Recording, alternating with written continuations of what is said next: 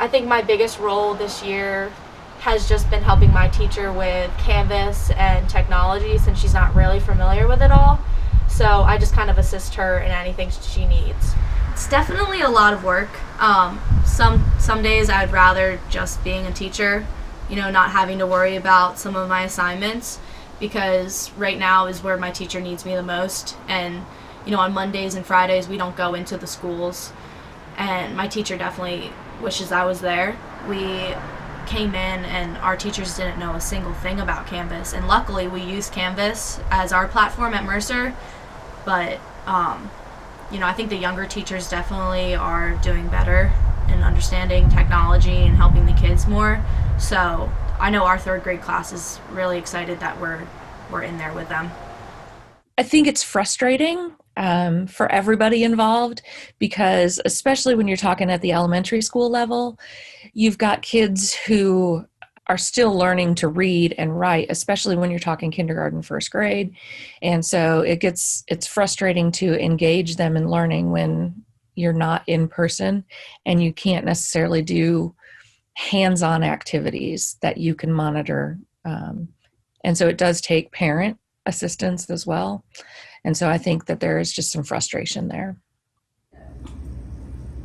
All right, Jolie, do you want to tell your dad and your mom about your myself page? I think the parents have a lot more responsibility than they definitely did. They can't just say, oh, I'm sending them to school, the teacher's going to take care of it. I get a meeting once a month or whatever, just to check in on my kids. But now I think they really have the responsibility of doing work and making sure their kids are online, and they kind of have to stop what they're doing. So I do know a lot of parents are really stressed out and worried about their kids. It's definitely been hard for them. And I think it's kind of weird for the students to have them over their back, kind of helping them with their work and not allowing them to kind of figure it out on their own and do their own work all the time. The most difficult thing is you're not with kids.